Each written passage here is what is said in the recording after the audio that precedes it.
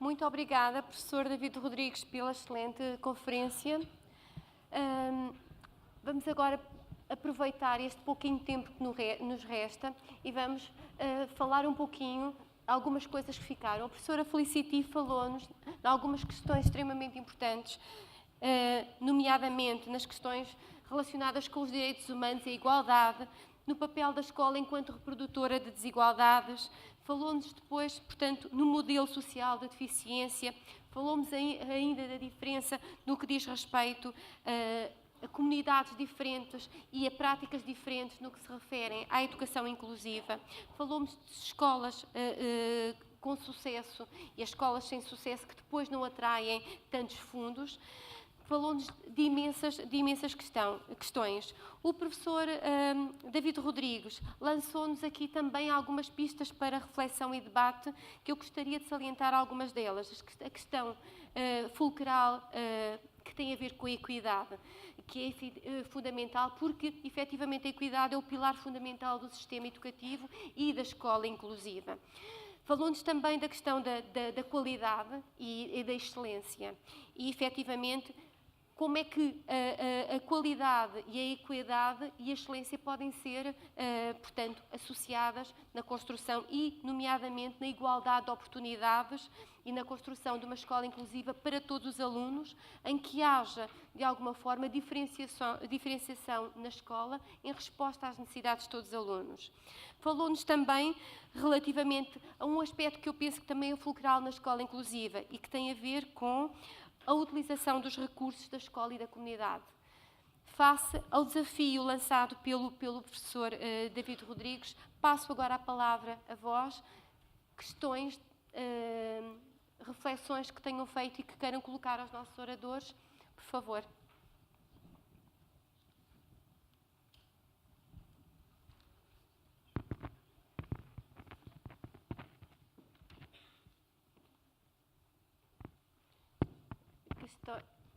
Por favor. Pode-se identificar, por favor, o seu nome? O meu nome é António Dias, eu sou, portanto, um pai encarregado de educação e estou aqui nessa qualidade. Também estou ligado ao movimento associativo de pais e, em relação à última, vamos começar pelo fim. Em relação à apresentação que acabou de ser feita, eu achei excelente e noto que, quando nós perguntamos a um aluno o que é que achas da escola, a resposta é: a escola é uma seca, ou a escola é uma prisão. E isto vai ao encontro da tal questão da emoção e da plasticidade. Ou seja, quando nós temos um professor que diz para um aluno: tu tens que tomar notas como eu quero e escrever o que eu quero, não há lugar à plasticidade, há lugar à formatação. E a questão que se deve pôr é: será que nós temos... eu acho que isto é uma questão que se deve pôr ao sistema educativo, e em particular à escola pública, porque estamos a tratar essencialmente da escola pública.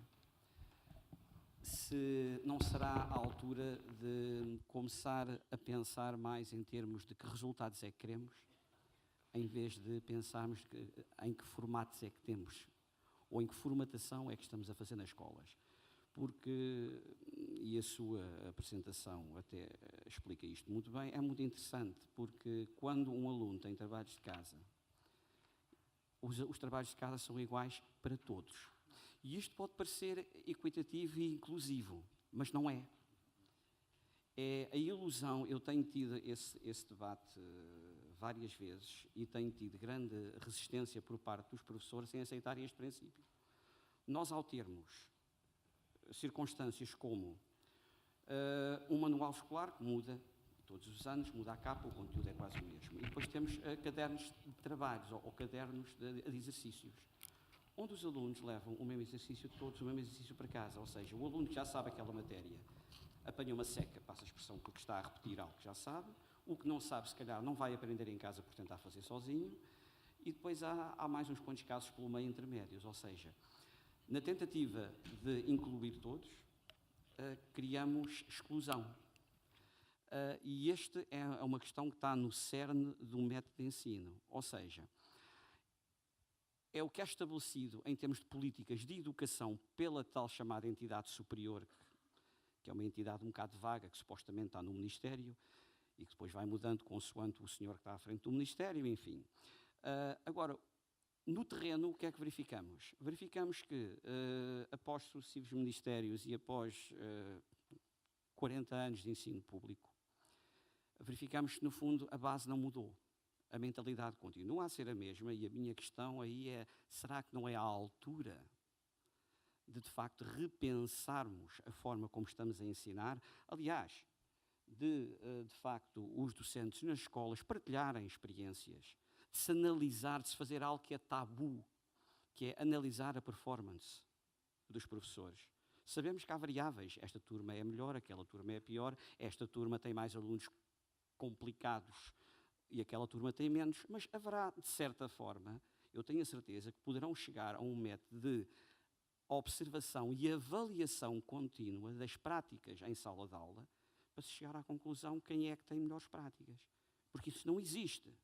Não existe porque vai interferir com questões laborais, de classificação, e agora com as tão famigeradas questões para as colocações, para as classificações, para a progressão na carreira. Ou seja, outra questão que deve ser posta, que muitas vezes não é tocada, é até que ponto é que situações corporativas não interferem na capacidade de reanalisar e de melhorar o sistema educativo. Porque, como o próprio professor mencionou, ninguém quer estar sozinho a fazer experiências. Se tiverem 4 ou 5, enfim, têm as costas largas, talvez lá vá. Mas eu, sinceramente, ao longo de 13 anos acompanhando o fenómeno educativo, há raras exceções, mas são exceções, não são a regra. Não seria a altura de serem a regra? Em relação à professora Felicity, you basically mentioned, a few issues regarding parental choice. And I think that a lot of these issues have more to do with the fact that policies are established by policymakers, and policymakers exist on the basis of electoral cycles and retaining power. So therefore, what you have is essentially a situation where a policy is implemented but never evaluated properly. So what you have, essentially, is a continuous pour out of legislation. But what you seldom have is the analysis of the root causes for policies not to work. I mean, you cited that in spite of the fact that you're supposed to have an inclusive school in the UK, you got 75% of parents with special needs kids choosing to opt out. Shouldn't we ask the question, why are they opting out? See, the problem is when you try and be inclusive, and in this situation I do agree with your quoting of Canavero, he does correctly state that integration is not the same as inclusion. And in fact, you can be inclusive, but the question is, are you integrated? Because the root problem lies in the fact that in Portugal, as I think you have in the UK, we have the one-track system, where everybody is supposed to be integrated into one school with one system.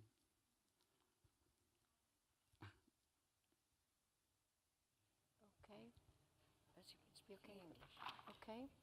He is talking in English. Pardon? He is talking in English. Oh. Okay. So shall I? Oh. I'm really Okay. sorry. Excuse me. Okay. Okay. I'll I can't hear very Okay. well. lost in translation. If you say it in Portuguese, I'll get it in English. Yeah. No. So I'll try. You and can I'll pode repeat falar it em again. português Where's it e a gone? professora Felicity ouve em inglês. Pois, mas é que a tradução às vezes perde-se na tradução, não é? Okay? Okay. Oh, no. I'll try and cut it short and do it over again. In English. Ouvir tudo em português. Okay. Well, it's okay, you can leave them off now.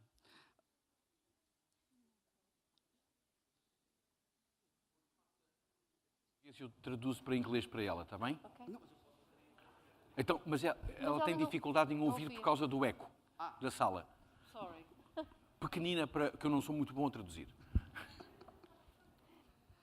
Okay, let me make it. Desculpe. Basicamente, a ideia é Basically, I'd like to... o Reino Unido, tal como In- Portugal, tem um in sistema UK, único, ou seja, de In UK, integração like in dos Portugal, you alunos have a unique system of education. com necessidades educativas especiais. Continue, se faz favor, continue. Continue, se A faz favor. terem que ser integrados, portanto, numa escola All students have to be convencional, normal. Não integrated é? in Portugal and in UK. Para dizer as neiras, não posso. E a sensação que eu tenho é que nós, para incluir, temos que reconhecer a diferença. E a questão aqui põe-se em termos práticos, que é o seguinte: será que essa escola integrada tem os meios necessários para dar o tratamento necessário aos alunos com necessidades educativas especiais? É que neste momento em Portugal não têm. E a questão é, será que ao fazermos essa integração forçada pela legislação, não estamos também a discriminar os outros alunos? Porque o problema é precisamente esse, a sensação que eu tenho é essa. Right. Thank you very much. And I'm sorry about my problem, but I have a hearing impairment, so I have a lot of trouble hearing from the floor. If I've understood your question correctly, I completely agree with the basis, with your position. I don't think it's fair to try and include, in inverted commas, children into a school which is not absolutely committed and practically able to support all children, including those with whatever impairment or learning difficulty they have. That is not inclusion. That actually is creating exclusion under the label, under the heading of inclusion. And that's happening a great deal. And I completely agree with you. One thing that is happening in England and has been happening for a long time is having dual placements, which means a child attends a special school and a mainstream school. I have been against those for a long time because I thought that from the child's point of view of identity, this was not a very positive experience. However, I am changing my view as practice is getting much better and teachers and schools are working far more collaboratively. So, for example, if I'd had a little bit more time, and I know I took too much time and I'm sorry, I would have given you an example of a child, a 9-year-old, who learns signing in his special school, and the children in the mainstream school are also learning to sign because they want to. And there are all sorts of very positive things happening in that kind of way. So I agree it's a major problem, and with all the barriers that I mentioned to inclusion, and all the things that Professor Rodrigo said as well about the barriers and the 3 principles and things, it may be a long time before we can say that every school is actually able and willing. It's got to have the willingness there as well to make the changes. And I like very much what you've said and what you said about teachers working together and being more able to take risks and support each other in those risks. No que respeita à sua questão, eu acho que a sua questão era mais, responder à sua questão como ela merece, era uma conferência quase, mas deixe-me só dizer-lhe que a questão da diferenciação do currículo, dos trabalhos de casa, das estratégias, é uma questão central na educação atualmente, não é?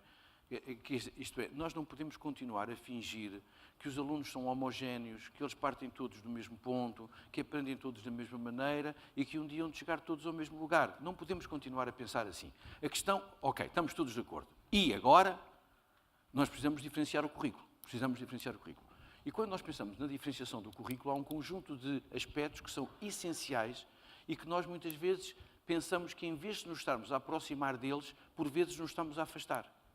Uma questão que é importante é, sem dúvida, a atitude do professor. É o professor pensar isto, estar convicto disto. E eu não posso ensinar toda a gente da mesma maneira. Isto é uma coisa que custa muito, porque nós fomos educados todos a ensinar toda a gente da mesma maneira, não é?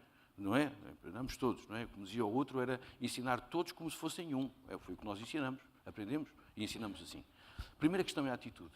Depois acho que a questão colaborativa, acho que não pode haver, isto, gostava de desenvolver mais isto, mas fica só aqui, não pode haver diferenciação curricular sem cooperação. As experiências que nós temos e que nós seguimos em escolas em que há diferenciação curricular, essa diferenciação é feita não por um professor, mas por um grupo de professores que conseguem diferenciar. Um ensina isto, outro aquilo, outro dá uma mão nisto, outro tem uma técnica sobre como trabalhar com grupos, outro tem 3 fichas sobre o mesmo assunto, etc. Terceira questão, e aqui queria chamar a atenção, que são os recursos.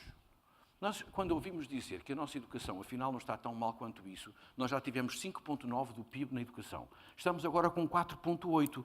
E estamos todos naquela coisa a dizer assim, oxalá que isto não baixe. E nós ouvimos depois também os responsáveis, por exemplo, ministeriais, a dizer, mas não há falta de... está tudo regularizado. E eu digo, como é que pode estar regularizado? Onde é que estão os recursos que eu tenho para diferenciar a pedagogia dentro da escola?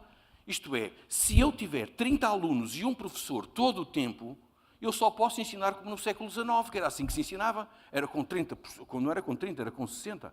Era com 60 e um professor. Se eu não criar mais meios, se eu não criar mais recursos para fortalecer, para enriquecer, para diversificar a escola, obviamente que eu vou ter que ensinar conforme os recursos que eu tenho. Sou eu e 30 meninos, é pão com manteiga para toda a gente. E é isto. Portanto, uma questão que eu penso que é muito importante é nós não perdermos esta ambição. Porque muitas vezes nós pensamos, pois, os professores, olhem, daqui a 2 semanas os professores estão todos colocados. Pronto, está resolvido o problema da educação. Não está. Não está. Porque está resolvido o problema da educação se a nossa escola funcionasse como no século XIX. Para o século XXI está curto.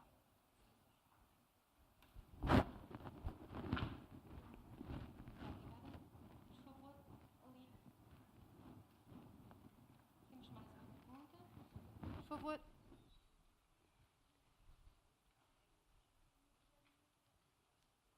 Chamo-me Emília Santos e sou professora de matemática há muitos anos. Eu não queria participar, mas não me consigo conter. Pronto. Há uma coisa importante que nós temos que nos lembrar em relação à escola, é que ela é apenas um espaço, não é? Depois temos uma sociedade à nossa volta, constituída por pai, mãe, famílias, muitas vezes que não estão a passar, nomeadamente aqui em Portugal, uma grande crise económica, social, afetiva, etc. Temos que também nos lembrar dos nossos governos, não é? Sem entrar na parte política, mas também temos que nos lembrar do papel do professor, não é? Nos dias de hoje, da desvalorização sistemática que tem sido alvo e que em nada o ajuda a ele manter essa necessária motivação para sermos melhores enquanto profissionais. E, portanto, eu acho que, quando falamos nos professores, temos de ter muito cuidado, porque todos nós somos responsáveis pelos miúdos que estão na escola. E isso, somos responsáveis nós, que estamos no terreno, são responsáveis as famílias, são responsáveis os senhores que se encontram nesta mesa e que estudam e trabalham na parte teórica, não é? Porque, de facto, hoje em dia, e já tenho alguns anos de carreira, o ensino está muito difícil. E se as coisas continuarem assim, até porque os mais novos também não se sentem minimamente motivados para ingressarem nesta carreira, teremos mesmo dificuldade em encontrar profissionais habilitados para conseguirem continuar a educar e a dar uma educação equitativa com, eu já não digo excelente, mas boa, não é?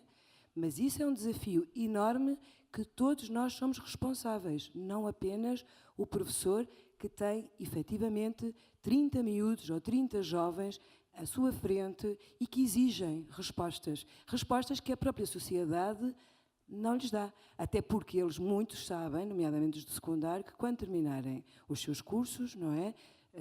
Se não tiverem condições económicas para irem para a universidade, ficam no desemprego. E mesmo aqueles que acabam os seus cursos universitários, também. Portanto, é um problema grande, não o podemos simplificar e pôr sempre o professor como o único elemento responsável. É de uma injustiça enorme.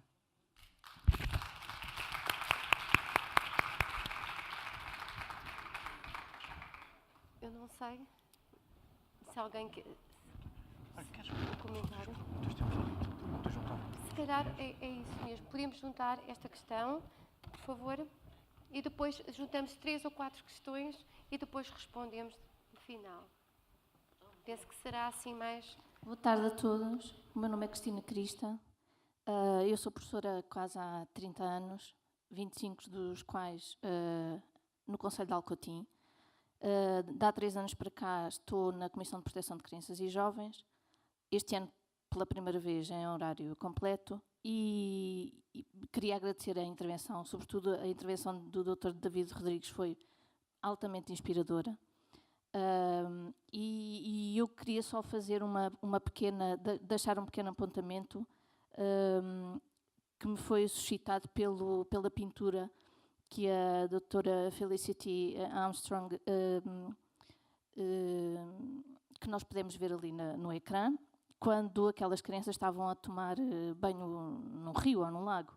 E tenho muita dificuldade em deixar de fazer este comentário, porque vivo intensamente a escola no meu concelho, que já considero meu, apesar de ser uma lisboeta, e esse quadro fez-me lembrar uma coisa que eu aprendi quando fui viver para Alcotim, é que as crianças aprendiam a nadar com as mães sentadas nas escadas do cais, crianças muito pequeninas, algumas delas que mal tinham entrado na escola, e então as mães atavam uma corda à volta das crianças e elas iam chapinhando junto aos degraus e depois iam-se afastando, cada dia afastavam-se mais um pouco.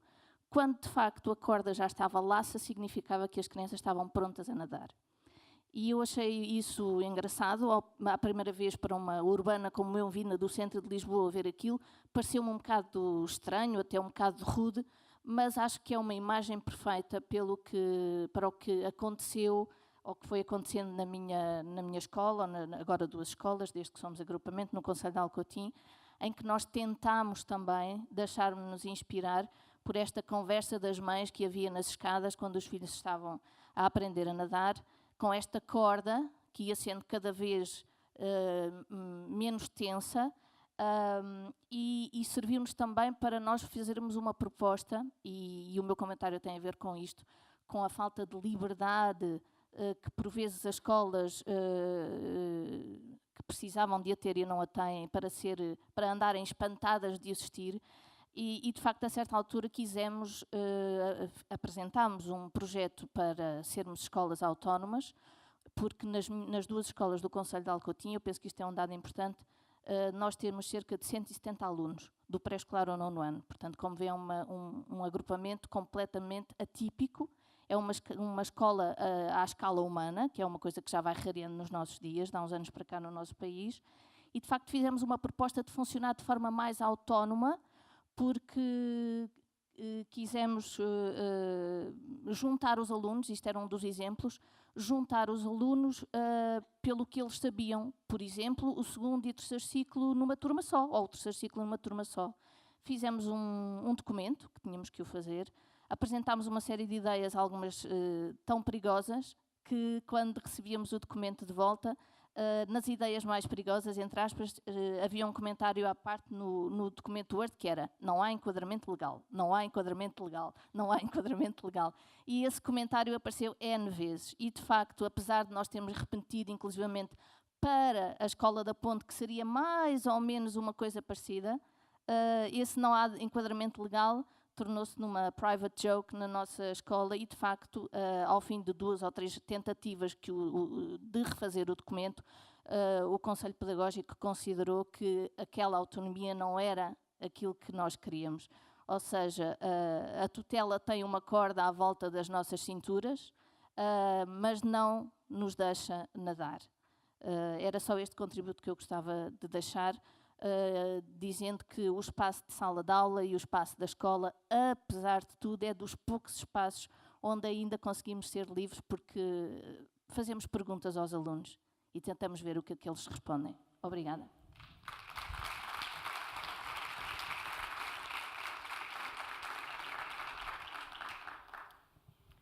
Mais alguma questão?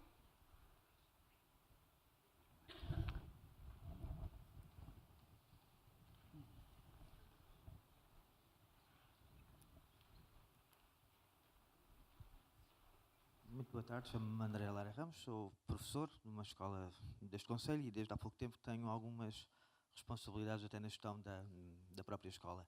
E pronto, eu estive a ouvir com muita atenção o que foi dito aqui e queria só assinalar mais algumas coisas que foram ditas, mas que entretanto se calhar não foram bem exploradas com questões até práticas, não é? Foi dito que, por exemplo, que mais do que encaixar os alunos na escola é tentar tirar as barreiras para que ele faça parte dessa mesma escola e que para isso acontecer, pode ser através da diferenciação do currículo, mas também pode ser através de outras formas, é condição, por exemplo, que isso depende da atitude do professor. E o que é certo é que nos últimos anos a sociedade não tem feito muito para melhorar a atitude do professor em relação a isso. Não era por aqui também muito que eu queria dizer. Diz que depende dos recursos.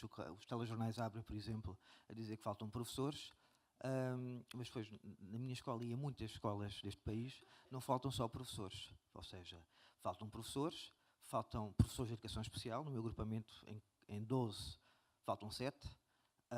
E, por exemplo, no meu agrupamento existem os PIEFs, que são os percursos de integração, e neste momento, para além de faltarem os professores dessas turmas, falta também os TIL, que são os técnicos de intervenção local, que não só não existem lá, como nem sabemos quando é que eles poderão existir durante este ano letivo. E o que é certo é que este percurso de integração começa a funcionar muito bem não vão à escola. Não há aulas, não há recursos, não há condições, eles não estão lá. Não sei se estão bem integrados neste momento ou não. Fala-se também que realmente depende muito do trabalho em rede entre professores, é verdade, apesar de não haver muitos espaços dentro da escola e cada vez menos espaços para que os professores possam ter tempo para trabalhar em rede, mas há uma outra questão também muito importante, que é o trabalho em rede da escola com a comunidade, também foi aferido aqui antes. Eu tive ao longo do último ano, fui trabalhar para Estoi e tivemos muitas reuniões na escola em Estoi e contactos entre o diretor de turma e os pais, entre o diretor de turma e a comunidade, entre a escola e a CPCJ, entre a escola e a ação social, entre a escola e a educação, mas há estes contactos que são bilaterais. Juntar esta gente toda numa sala só é que se torna muito complicado, por várias questões. E se calhar também passa por aqui estamos numa cidade como Faro, que tem muitos recursos, tem uma universidade, tem várias associações, tem muito mais recursos que se calhar tem Alcotim, aliás, que se calhar não, que tem Alcotim, mas apesar destes recursos estarem aqui e existirem, nós não estamos a conseguir que eles trabalhem também em rede. Um dos aspectos que realmente a mim que eu agora também ouvi e que também considero importante, que é, por um lado foi falar da falta de ousadia e depois de não haver enquadramento legal. E isto realmente também é uma das questões. Nós somos pouco audazes, nós enquanto professores, nós enquanto pais, nós enquanto cidadãos, enquanto Câmara, enquanto CPCJ, enquanto instituições, e refugiamos muito também dessa falta de enquadramento. Em meu entender, o enquadramento legal surge a posteriori, que era para regular alguma coisa, para evitar que se faça mal. Ou seja, pronto, em termos de traços largos será assim, para evitar que aconteça algo de mal. Mas temos que usar isso para evitar que aconteçam as coisas de mal, mas não usar isso para evitar que aconteçam as coisas boas que ainda não estão pensadas e que ainda não estão enquadradas. Essa falta de enquadramento, muitas vezes, poderá ser utilizada como uma ferramenta e uma oportunidade. Pronto, basicamente era isso.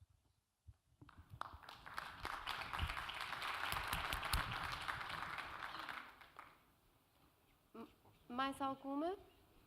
Então, se calhar, professor David ou professora Felicity?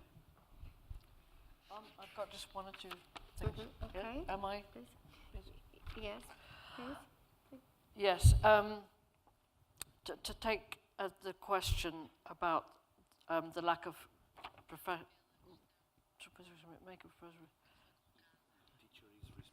Pardon? The teacher is responsible for. Yes. Okay. I think I'll let you go first because I'm just looking through my notes here. Muito bem.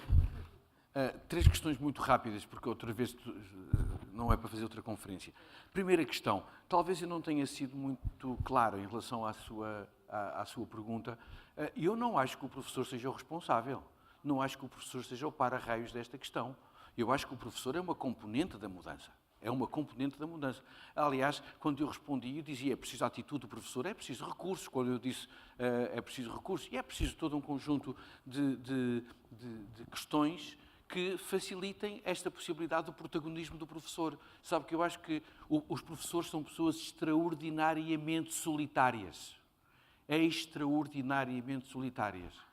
Eu tenho um estudante que está a fazer uma tese sobre a inclusão dos professores. Eu disse-lhe, olha, vais fazer uma coisa sobre inclusão. Ele disse, ai, que interessante, eu quero fazer, mas é sobre a inclusão dos professores. Eu disse, o que é isso? Reparem, como a gente aprende com os estudantes. O que é isso da inclusão dos professores? Ele sabe, na minha escola, os professores muito novos são burros, não percebem nada. Os professores muito velhos estão anquilosados, também estão de parte. Os professores de educação física e de trabalhos oficinais não sabem bem o que dizem. E de música, estes não sabem bem o que dizem. E há outros, isto é, há uma questão que tem a ver com a inclusão dos professores na escola. Já pensaram nisto? Que nós dizemos, os professores são todos iguais. Não são. Na escola não são todos iguais. E há uma solidão dos professores na escola. A solidão dos professores. É um bom título. O José Alberto Correia, o meu colega da Universidade do Porto, escreveu um livro sobre isso, a solidão dos professores. E, portanto, eu penso que uma parte importante para quebrar este círculo é deixar que os professores se libertem desta solidão, através da cooperação, através da partilha, através do dar qualquer coisa e receber qualquer coisa, pedir ajuda e dar ajuda. Eu não dou ajuda a ninguém, mas também não peço. Estamos quites. Estamos quites. Não estamos nada, estamos desgraçados todos. Eu nem peço, nem dou. E ficamos aqui assim. Pensamos que estamos bem. A solidão. Eu agora não vou dar esse exemplo, mas eu às vezes digo que ser professor, as dificuldades dos professores parecem aquelas doenças venéreas que as pessoas têm, mas não confessam a ninguém. Nós temos aquele problema, mas olha, é melhor, olha, tenho aquela coisa, olha, apanhei aquilo, mas o melhor é não dizer a ninguém. Eu tenho lá umas dificuldades, eu não sei como é que é de ensinar os meus alunos, mas eu não conto isso a ninguém. Olha, vai andando. Portanto, sintetizando, eu não procurei dizer, e se calhar exprimi-me mal, mas eu não quis dizer que os professores são os responsáveis e tudo repousa neles. Os professores têm uma palavra a dizer aqui, mas há muito mais coisas a funcionar ao nível do que é a comunidade, ao nível do que é a escola, do que é a legislação, do que são os recursos. Há muito mais coisas a funcionar à volta do professor. E se concorda com isto, estamos de acordo. Exatamente, em relação a isto. A segunda questão, a corda. A corda há duas maneiras de ver. Há a corda e a corda. Não é? Uma coisa é a corda. Quando fica laça, o menino já sabe nadar. E outra coisa é a corda. Não fiques a dormir. Porque a ideia é o seguinte, de que maneira é que as escolas usam a autonomia que têm, não é? Porque muitas vezes nós ficamos com esta questão de temos 160 e tal crianças, aquilo funciona, mas mandam-nos muitas coisas de cima e dá a ideia que nós ficamos completamente maniatados. Você falou da Escola da Ponte. Sabe que o ministro da Escola da Ponte é o mesmo ministro da Escola de Alcotim. É o mesmo ministro. Mas eles fazem coisas diferentes. Qual é a diferença? Haveria muitas. Uma diferença fundamental é que eles, em vez de ficarem com a corda, decidiram acordar e usar a autonomia da escola de maneira a poder fazer coisas diferentes. Negociaram um contrato de autonomia e hoje fazem coisas diferentes. Não digo que esteja tudo bem, eu conheço muito bem a Escola da Ponte e vou lá muitas vezes, mas talvez lhe dissesse que não usa a corda como se fosse uma corda para enforcar alguém ou como se fosse uma fatalidade. Eu penso que é muito importante também as escolas poderem usar a pouca autonomia que têm, mas têm autonomia. E muitas vezes, sabem uma coisa, às vezes nem as direções das escolas sabem bem qual é a autonomia que a escola pode ter. E dizem, se veio de Lisboa, é assim que se faz. E acabou a conversa. E é preciso desenvolver essa perspectiva, penso eu. A última questão é sobre remover as barreiras e esta importância da ligação entre a escola e a comunidade. Sabe, esta ligação, deixa-me lembrar quem foi. Desculpe, muito obrigado. Vamos ver. Eu penso que nós temos que nos habituar a lidar com a imperfeição, sabe? Porque nós gostaríamos que as coisas todas se passassem bem, que tudo estivesse articulado, agora é que vai funcionar, etc, etc. Mas nós temos que lidar com a imperfeição e temos que procurar o melhor possível. Quando você diz, eu não consigo fazer uma reunião, nem toda a gente vem, vamos trabalhar com quem vem. Mas era bom que também que houvesse comida para todos e que ninguém estivesse doente nunca, etc. Nós temos que lidar com a imperfeição, não é? O Pernod dizia que educar é agir na incerteza e decidir na dúvida. Agir na incerteza e decidir na dúvida. Eu acho que é uma questão muito interessante. Nós nunca temos a certeza em educação. Eu vou fazer isto porque, sem dúvida, isto vai dar este resultado. Não sabemos. Talvez, temos boas hipóteses que isso dê. Portanto, o que eu talvez o incentivasse era para continuar a remover barreiras na sua escola. Isto é, sabendo que não são todas, que vão sempre existir algumas mais, mas nós temos que começar por algum lado. Sabe que eu penso que muitas vezes, quando nós pensamos em inclusão, nós pensamos numa listagem tão grande de problemas. Ele é o currículo, ele é os professores, ele é os alunos, ele é a escola, ele é os equipamentos. Pensamos em tantos problemas que nós ficamos maniatados, não é? É aquela piada da centopeia que nunca mais conseguiu andar quando nós lhe dissemos qual é a pata que tu mexes primeiro. Ela começou a pensar e nunca mais andou, não é? Nós temos tantas patas para onde pegar que nós não conseguimos andar. E sabe o que eu costumo dizer? Pegue por qualquer coisa, mas pegue pelas suas aulas, pegue pela cooperação dos professores, pegue por onde seja, mas pegue por alguma coisa, porque o pior é nós ficarmos a pensar, estás a ver, isto é muito complicado, o melhor é não mexer. Isto é muito complicado. E eu acho que você tem essa atitude, acho que da maneira como se exprimiu, você identificou um conjunto de problemas e está a agir neles, mas não pense, se faz favor, que todos esses problemas um dia, a gente quando se deita na cama, aqueles 5 minutos antes de adormecer, imagina um dia isto vai estar tudo ótimo, não é? Vai-me sair o Euromilhões e a escola vai ficar ótima, não é? Mas não vai. A escola terá sempre incompletudes, terá sempre questões para desenvolver e eu acho que todos nós temos que fazer uma parte do trabalho. Temos que fazer o nosso trabalho. Mas o fulano não fez. Pois não, mas eu fiz a minha parte do trabalho. E eu acredito nisto, a minha parte do trabalho está feita. E os outros não fizeram, o que é que eu vou fazer? Vou influenciá-los, mas a minha parte do trabalho está feita. Acho que é por aí. Professora Felicity? Yes, there's so many important issues came up from these questions. I better take this off. I want to just say something about community, which has been mentioned, and you've mentioned also, Professor Rodriguez, and I think it's one of the most important things is the links that schools actually build with their communities, because there are so many resources in local communities which are enriching and educational. And the school that I've written about in here, Steelbank School, has very, very close community links. And it's even open in the evenings and people can come in and do activities like drama and music and that sort of thing. It's in a very, very poor area of Sheffield. It's not a school that has a lot of its own resources financially, but it has such rich resources within that community. And building on those resources, drawing in people, it's a breaking down of barriers. For example, this is an area of Sheffield where there is a high number of a large Muslim population. There's a large number of asylum seekers. There are a large number of single-parent families and families living in bed and breakfast accommodation. There's a lot of deprivation and misunderstanding between different groups. So by bringing people in and saying, yes, we want you to come in, and by going out yourself, going to the mosque and saying, you know, what activities can we do for Eid, for example? What activities would you like us to do in our school? Going to the different groups, this can be very, very valuable. On the question of teachers and the attacks on their professionalism,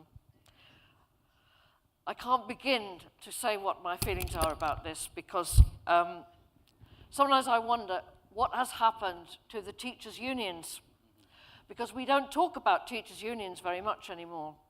But in England, the teachers' unions used to be very, very powerful. Not always for the best, not always in favour of inclusion or equity, no. But in terms of attacks on their professionalism, they've been extremely important. The latest thing to happen in England this week is that the government is suggesting, no, it's not the government, I'm afraid it's the opposition even, is suggesting that teachers take an oath a Hippocratic oath. Do you know what that means? Hippocratic oath to promise that they will be good teachers and they will try and teach the children in their care. Well, I mean, I find this personally outrageous. Talk about the rope. It's not a rope, it's a chain around their ankles. So I have a lot of sympathy with what you've just said. And also, although I stand up there saying, oh, inclusion and so on, believe me, I know how difficult it is. And even though I'm not in the classroom now, I had many, many years of struggle over these issues. There's one more thing I wanted to say about homework. Yes, I mean, fancy giving everybody the same homework, you know? Why? Why would you do that? It doesn't make sense, does it? What's the solution? You know, aren't you creating exclusion by giving different homework to that child because the level isn't so high, or, you know, don't think of it like that.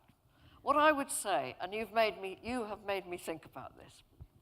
How about teachers asking children what homework they would like to do for that lesson this evening when they go home, or this week?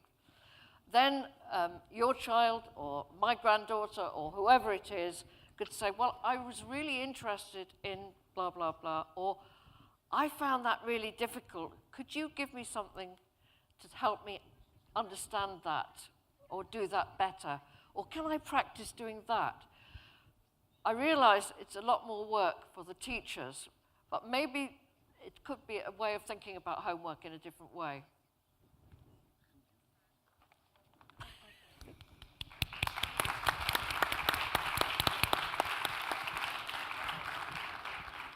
Vamos fazer mais uma ronda de perguntas, por favor.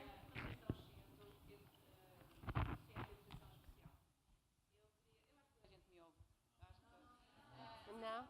Tradução. Sou Conceição Chendo, docente de Educação Especial. E o que me leva a falar, eu não queria participar, mas o que me leva a falar é mesmo agradecer tanto aos oradores como à Fundação esta oportunidade de debatermos estes temas, de atualizarmos conhecimentos, de falar sobre estas questões que são tão importantes nas nossas escolas. Isso é de valorizar, e uma proposta que eu coloco é voltarmos a repetir.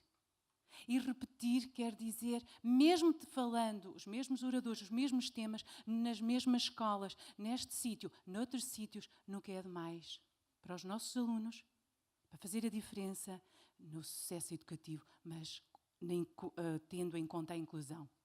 Agradeço, o meu bem-aja, é o meu obrigado. Até uma próxima.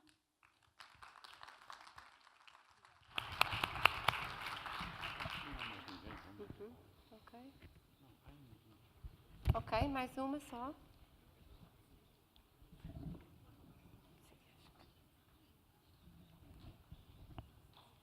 Só uma pequena contribuição, já que falou da questão dos trabalhos de casa, uma pequena contribuição rápida. É assim, a solução existe, é uma questão de adotar.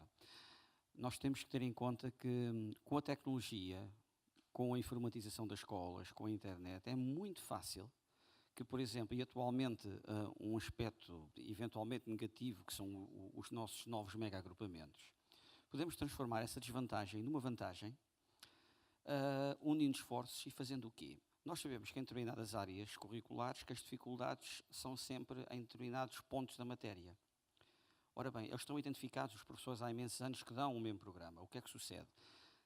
Em vez de termos um caderno de atividades padrão, que os diversos grupos da disciplina comecem a elaborar trabalhos de casa apontados para questões específicas e criando uma pool, digamos, um pool de exercícios que estará sempre a crescer, respondendo aos desafios da matéria que é dada e ao qual todo o agrupamento pode recorrer, possibilitando assim, de uma forma simples, individualizar os trabalhos e responder aos desafios que surgem. Porque é assim, é um progresso, é um desafio constante, é um progresso constante. E nós temos que, de facto, aproveitar os recursos que temos ao nível da partilha de informação e, de facto, trabalharmos em rede e elaborarmos, digamos, um conjunto de exercícios que será sempre crescente e que irá ser adaptado, e aí estamos a ser inclusivos porque estamos a individualizar o ensino e a contribuir até para mitigar o facto de termos turmas demasiado grandes, com alunos incluídos com necessidades educativas especiais, aos quais muitas vezes os docentes têm que dar mais atenção e depois falta para todos. Isso seria uma estratégia para ultrapassar a velha questão do trabalho de casa padronizado, ou seja, individualizamos poupando recursos. Por favor.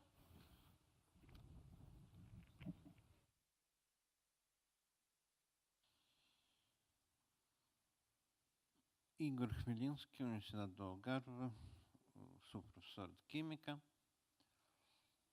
Acabei de chegar de uma conferência também sobre educação, que teve lugar em Astana, no Cazaquistão, que era, na maioria, sobre os assuntos de aprendizagem ao longo da vida, mas também falou-se de educação inclusiva e dos recursos. Entre outros, por exemplo, os alemães disseram que nem a Alemanha consegue pagar os professores necessários para fazer isso. Portanto, basicamente, precisa de um professor adicional para cada aluno com necessidades especiais que existe na turma.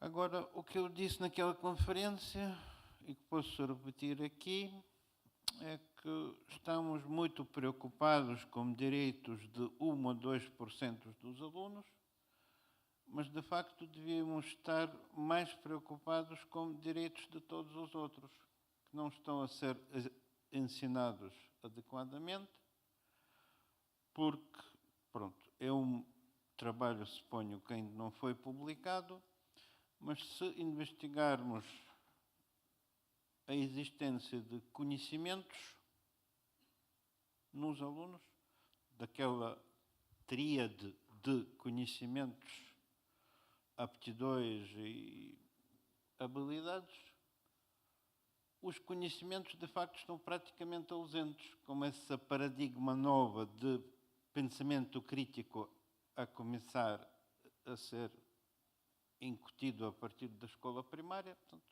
os conhecimentos de facto não estão lá. E isso diz respeito a todos os alunos, e não apenas a 1 ou 2%, mas pelo menos aos 95% dos nossos alunos. Então, se calhar, Muito bem. professor David, professora Felicitinho. Yeah. Thank you. Well, there are many different versions of inclusive education, as I mentioned. But inclusive education should be about all students. It should be about improving education, enriching education for all learners. Now, that sounds very utopian, but the issue is not about focusing on one or two that have special educational needs or impairment to the detriment of the other students. That is a false premise of what inclusion is all about. On the contrary, it's about focusing on all students. And of course, in real life, there isn't a class where 2 students have learning difficulties and the rest don't. It's a mix, it's a mélange, it's a continuum. We all have learning difficulties in some areas as well. So we've got to think holistically about the class. And I would be against any situation in which all the resources or too much attention was being given to 2 or 3 to the detriment of the rest of the class. So the question of resources is very important. And as you point out, you know, there is the question of teachers. I don't think you need an extra teacher for each individual child who has been identified as having difficulties, but I do think you need more teachers and teaching assistants who are trained and who want to actually do that kind of work, to work in the classroom with all students. I don't know if that really answers your question. Tem o som? Muito rapidamente. Muito rapidamente. Nem a Alemanha tem dinheiro para. Eu gostava de lembrar que o problema do dinheiro para a educação não é um problema económico, é um problema político. Isto é, eu vou-lhe contar uma história muito rápida. Uma vez eu fui visitar escolas em Berlim, na Alemanha, que me falou. E era uma escola inclusiva. E eu perguntei, porquê é que vocês só têm uma escola inclusiva? E eles disseram, porque custa muito dinheiro. Eu disse, que interessante, nós temos 97% de crianças nas escolas regulares em Portugal. E eles ficaram, mas são malucos, não é? Então eles têm menos dinheiro do que nós e nós não temos dinheiro e eles têm. Eu queria relembrar que a questão é uma opção política. É onde é que eu ponho o dinheiro. O dinheiro que a Alemanha gasta em educação certamente será noutras rubricas que não na inclusão. Eu fico muito feliz de viver num país que, apesar de todas as dificuldades, decidiu gastar dinheiro na inclusão. Também gastou um bocado nos submarinos, mas gastou sobretudo na inclusão. E eu acho que fico muito feliz por isso. Portanto, eu queria lhe dizer que não é uma questão tanto de dinheiro, mas é uma questão de opção política. Eu quero desenvolver a inclusão ou não? E se quero, que meios é que eu ponho nas escolas para desenvolver? A segunda questão, eu estou muito solidário consigo, quero dizer, a questão não pode ser favorecer 1% para prejudicar 99%. Isso seria uma questão completamente perversa. E eu aí vou-lhe dizer que eu seria completamente anti-inclusivo. Eu lembro-se uma peça de Molière, não é, em que o doente imaginário, em que o médico dizia, para curar os doentes todos, é fácil, eu vou queimar um de vocês e com as cinzas deste eu vou curar os outros. E eles fugiram todos, obviamente, curou toda a gente rapidamente, toda a gente saiu a fugir do consultório. E eu não quero queimar uns para salvar os outros. Isso não é inclusão. Não é queimar um para salvar os outros. A ideia é como é que nós podemos modificar a educação, como é que nós podemos modificar o ensino, como é que nós podemos modificar a aprendizagem, os recursos, de maneira a que ninguém fique prejudicado. Eu disse aqui, eu tenho uma filha na escola pública atualmente, numa escola que funciona com inclusão. Ela tem 3 meninos com autismo na sala de aula. E eu não quero que a minha filha seja prejudicada, mas eu não quero que os meninos com autismo sejam prejudicados também. E o que eu exijo à escola é que a escola se torne esperta, que se torne inteligente. Sabe o que é ser inteligente? Inteligente é ler entre as linhas. Interlegere. Inteligente. Que a escola se torne inteligente para ler entre as linhas como é que se ensinam 20 meninos diferentes. E eu perguntar à escola o que é que a escola precisa para ensinar 20 meninos diferentes. E eu não quero que ninguém seja prejudicado. Porque se algum menino autista for prejudicado para salvar a minha filha, eu não quero. Nem quero que a minha filha seja prejudicada para salvar o menino com autismo. Eu penso que a questão fundamental da inclusão é esta. É como é que nós modificamos a escola de maneira a que nós possamos promover a aprendizagem de toda a gente. Sobre a questão dos 99, sem dúvida, mas isso não é um problema, desculpe, não é um problema de inclusão. É um problema, e também, sinceramente, acho que não é o problema do construtivismo. O nosso ministro diz que o grande mal da educação é o construtivismo. E eu digo, oxalá que fosse. Oxalá que fosse, não é? Isto é, se realmente nós estivéssemos mal por ser construtivistas, é que a maior parte dos nossos professores não leu Piaget nem Vygotsky, nem aplica Piaget e Vygotsky na sala de aula. Aí podíamos dizer que o mal era do construtivismo. Mas o mal da nossa educação não é o construtivismo, são outras coisas. E, portanto, eu penso é que realmente nós temos que atualizar a nossa escola para acertarmos o passo com a sociedade que está e com a sociedade que aí vem. Isso nós temos que acertar. Agora, e aí estou solidário consigo a dizer que existe um descompasso entre o que a escola faz e aquilo que nós esperamos que a escola venha a fazer. E vou-lhe dizer, ou nós acertamos o passo, ou isto vai piorar. Ou nós acertamos o passo. E é isto que as pessoas que falam sobre inclusão estão a falar. É isso que as pessoas que estão a dizer assim, ou nós mudamos a escola, e eu espero que seja no sentido da equidade, mas ou nós mudamos a escola, ou estamos feitos ao bife.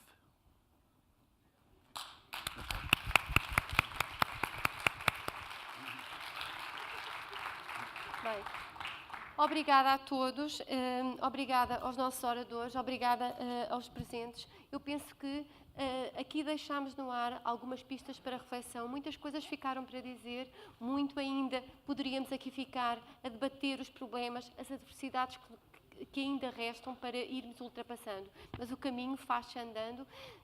penso que se vamos sair daqui, todos nós mais ricos, todos nós com mais vontade para trabalhar, para pôr em prática algumas das ideias que aqui ficaram. Muito obrigada a todos. Um bom resto de tarde.